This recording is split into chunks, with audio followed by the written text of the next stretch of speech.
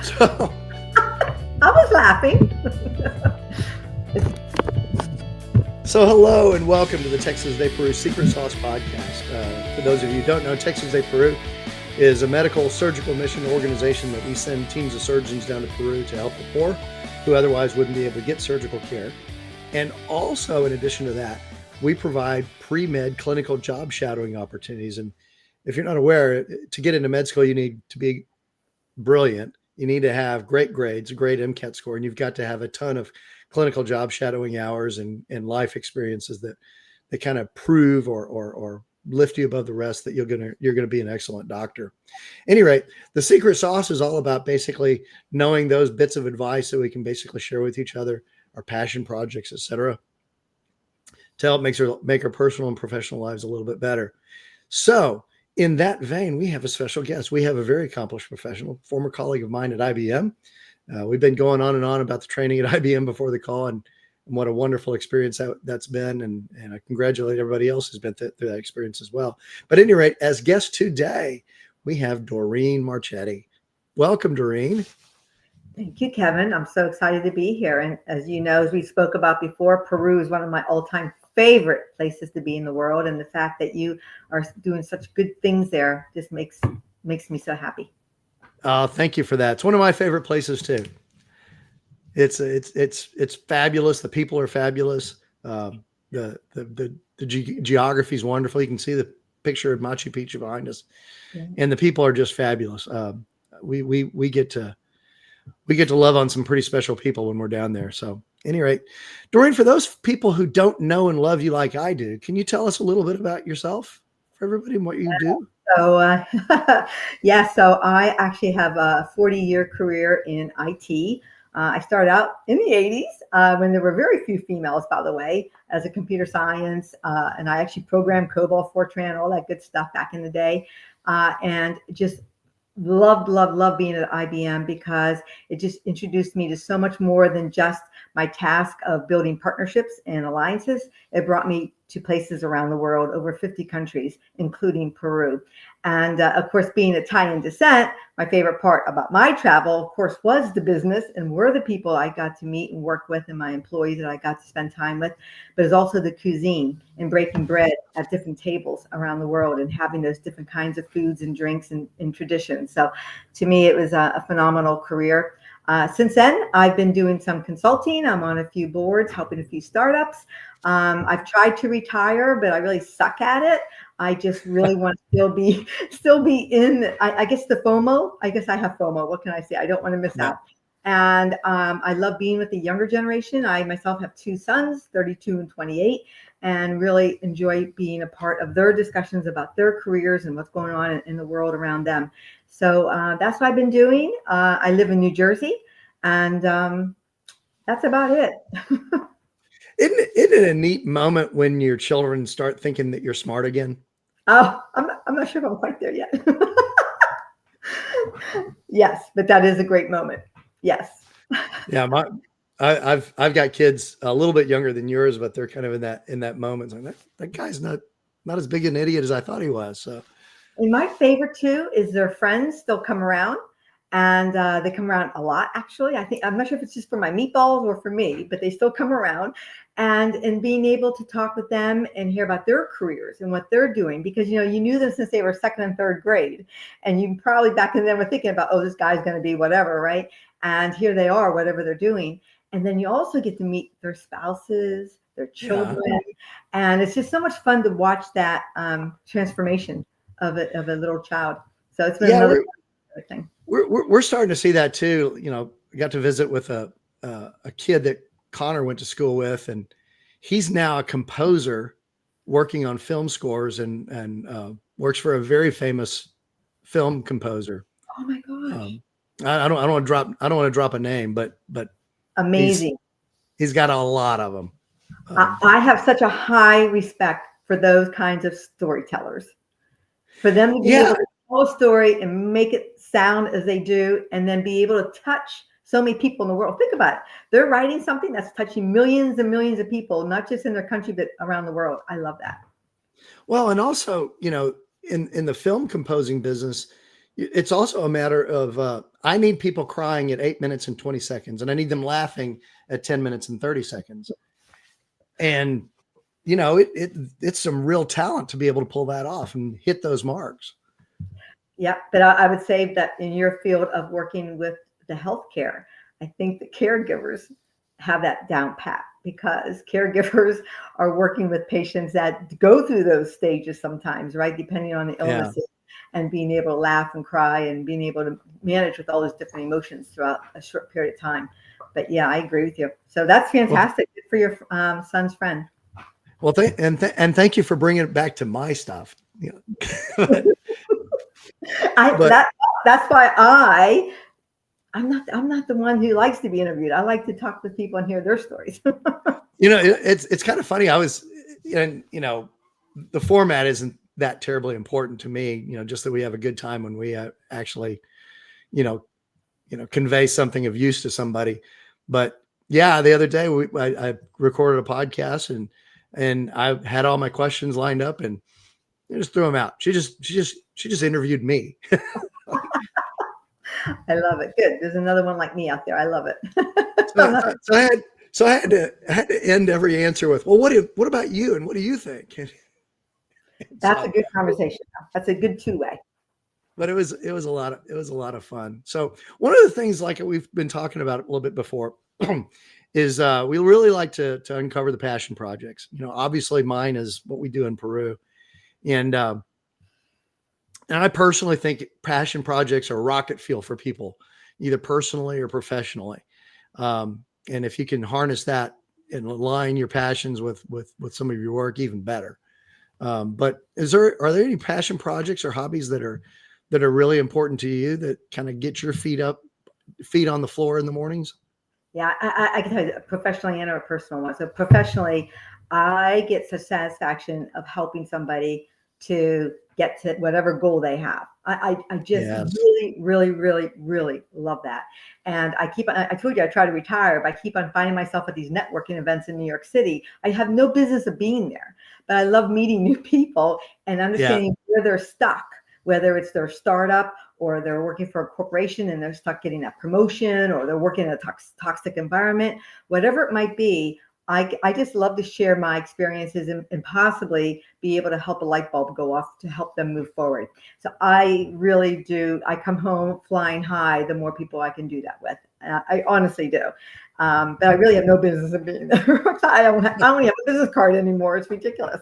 And then personally, I mean, I love being in the kitchen. My favorite place is being in the kitchen, but I like being in there with my sons or my friends. Yeah.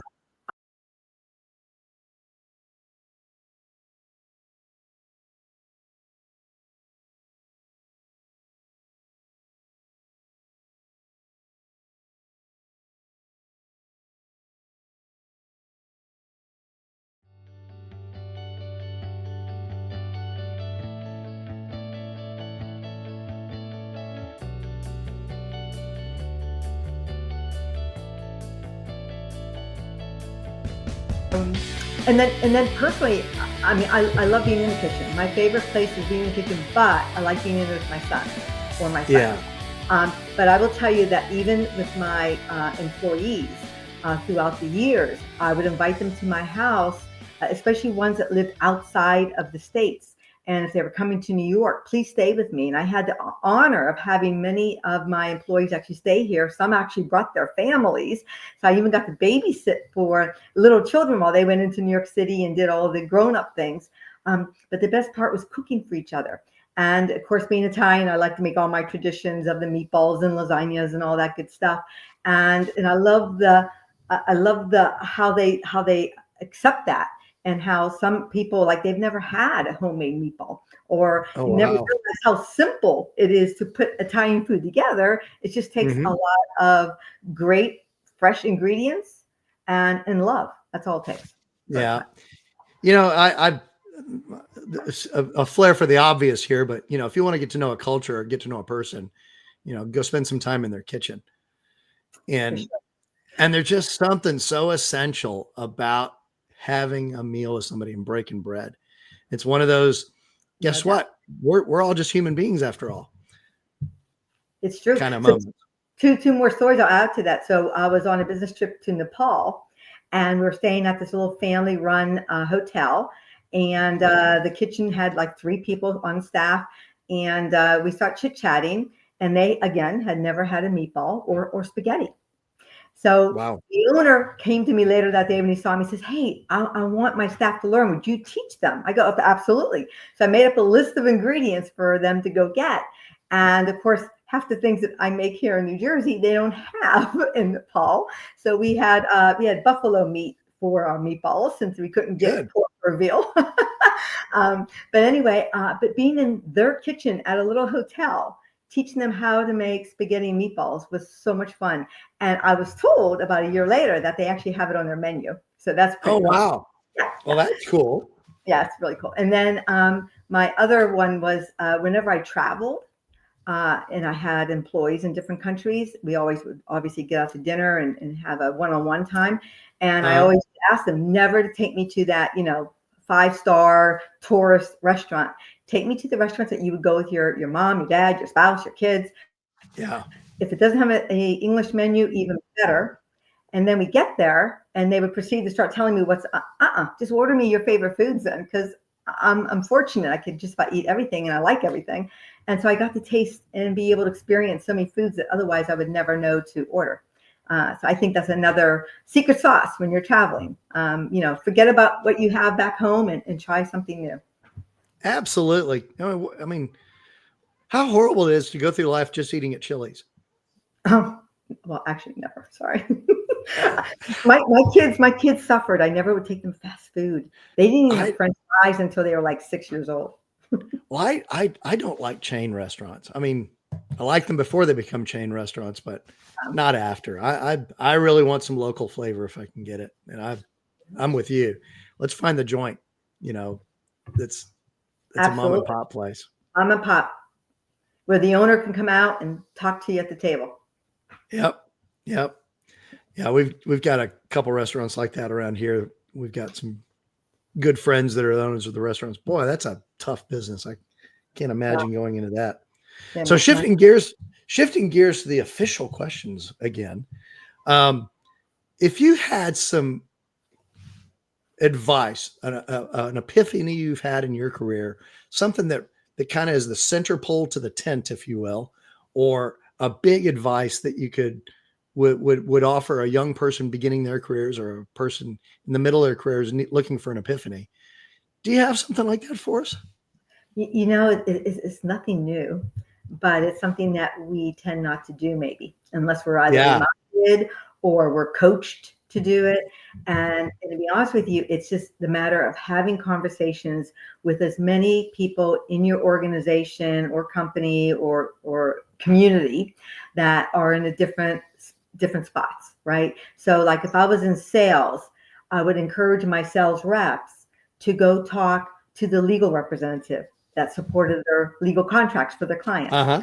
Go speak with your marketing team. Marketing and sales is one of the key ingredients, in my opinion, for success in front of a client.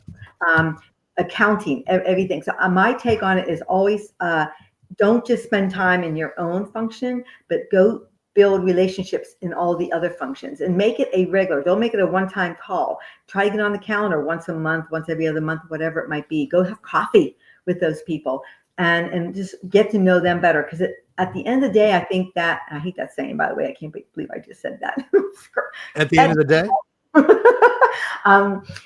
Make sure that your clients they see through that stuff, right? They could tell when a company is well oiled and really working together and the culture is a solid culture. So build those relationships across functions, and then also don't forget to promote yourself. And that's something I sucked at. Just like retirement, I suck at also promoting myself.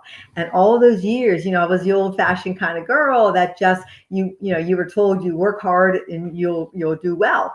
But it's more than that, right? It's also having those conversations with your leadership team and making sure that you are on the right line to understand what their strategies are, that you are doing the right things to get to those strategies, and that you are also not just keeping busy for the sake of keeping busy. So I think it's all about having those conversations and just being yourself, but having those conversations and being honest with yourself as well as with those people you're having the conversations. Get rid of all that ego and all that other stuff that gets in the way. I think you've hit on three. I mean, you're not wrong. It is something that we should all know, and it is kind of a 101 kind of thing, but it's so true. When I joined IBM, I was offered that same advice. Make sure that 45% of your time is spent working with people internally to understand who they are and what they're about and how to bring them forward. And you're exactly right. The client can tell if you've just met in the lobby. That's terrible. It is horrible. It's a terrible way to do business.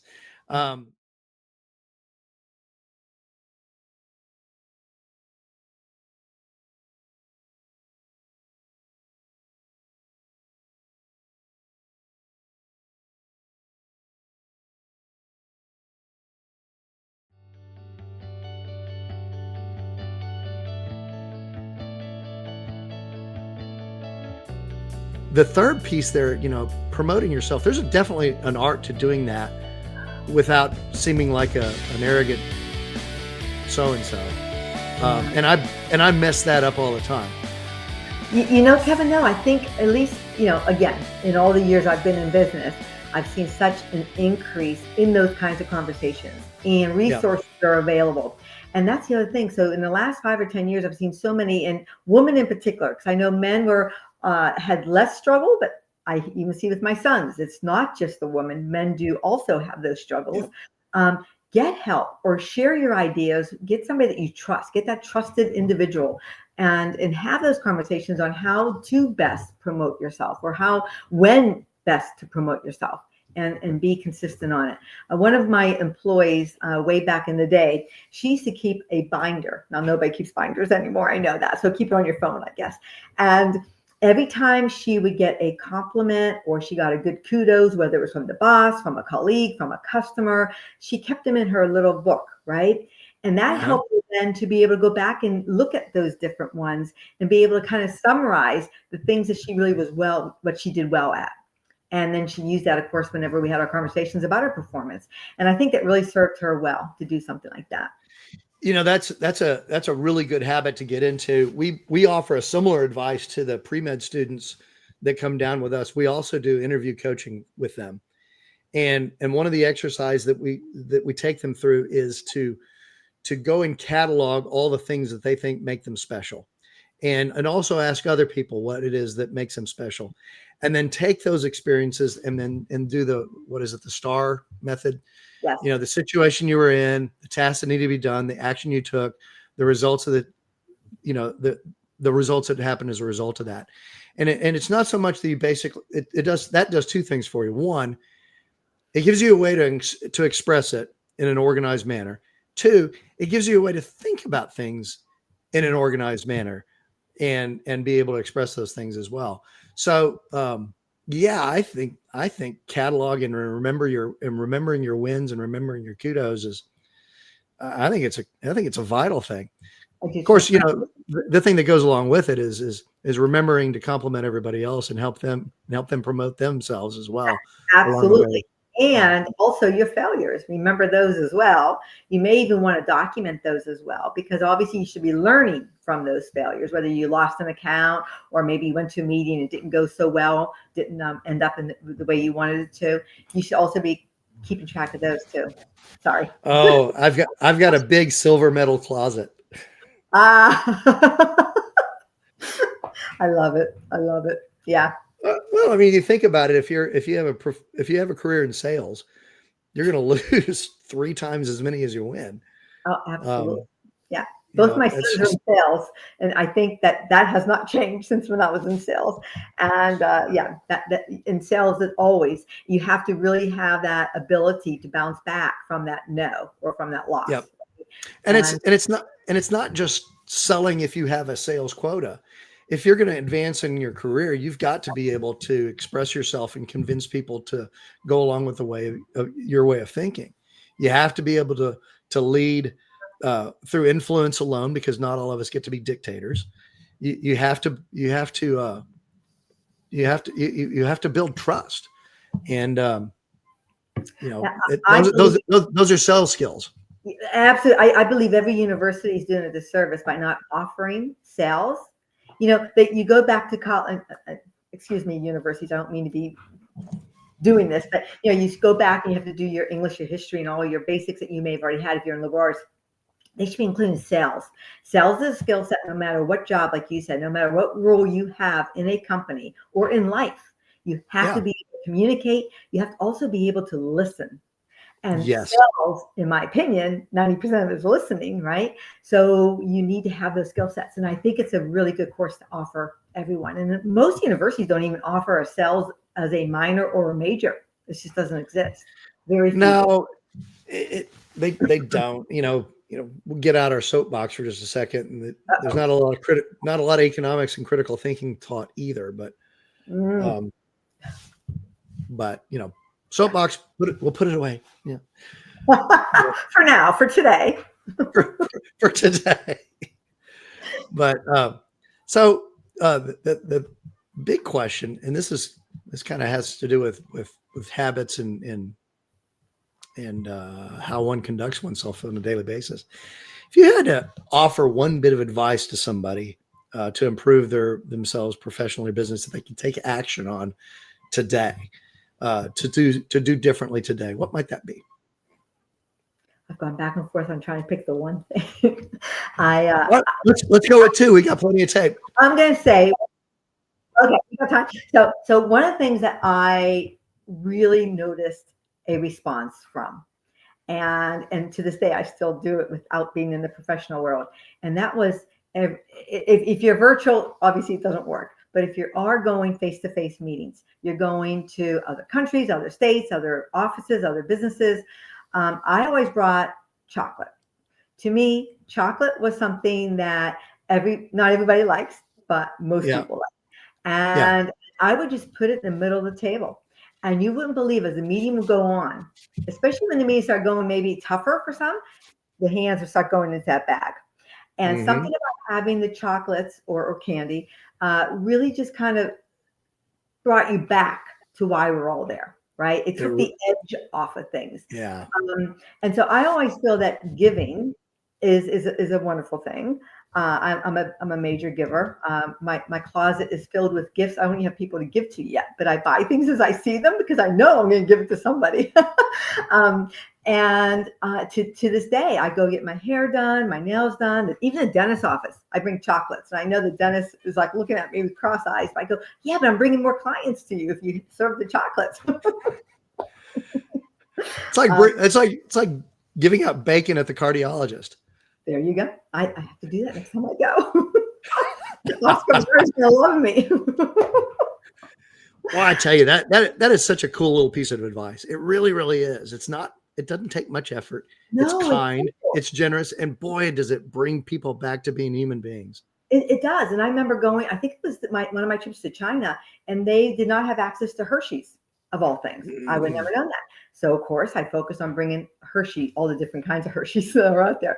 So I also did a little research to find out what the countries have and what they don't have, and try to bring that special thing in to make it that much more unique. But yeah, anyway, I think that's one of the things. And then just as a general human being, by the way, always be kind, of course, but have energy. One of the things that used to drive me nuts is when you have an appointment or you're going to see a client or a colleague and they're just deadpan. And I get it. Some personalities are just deadpan, but put it on, figure it out, have the energy, have that smile, have the energy in asking the questions and be present. I think there's a huge difference in the outcome if you're able to do that. I'm personally challenged with being present. I have an ADD mind and then 3 or 4 cups of espresso on that. It's a challenge for me to basically really take everything out of the mind and focus completely and totally on who I'm speaking to at that moment in time. It's something I have to work at. Yeah, but again, because I think in today's world, there's so many resources. There are resources out there. There's books, there's videos, there's podcasts that help you find those little triggers to help you get into present, right? Whether it is, the breathing techniques or I don't know. I probably suck at that too, but Well, I'm pretty awful at that too. But and when I meditate, I fall asleep. But one of the things that I try real hard to do is when I'm listening to somebody, be able to parrot it right back to them.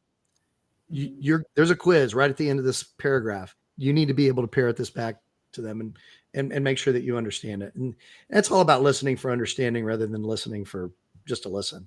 Absolutely. Again, sales 101 and in human being 101, right? Really listen and be able to not just listen, but to throw it back to make sure you've understood what they've said. So interpretations can be all different, off the charts, right? And so it's good to repeat it and get confirmation that you are on the same page. So that's great advice, Kevin. See, you can give your 2 cents too. There you go. There you go. Well, Doreen, this has been a lot of fun. I'm so glad that we finally resolved every technical issue that we had and whatnot, and are able to get this thing on. You would never know I worked at IBM with all the technical issues. I know. Same thing. It's like the painter who doesn't paint his own house, but it's true. Very true. But thank you. Thank you so much. But at any rate, my pleasure.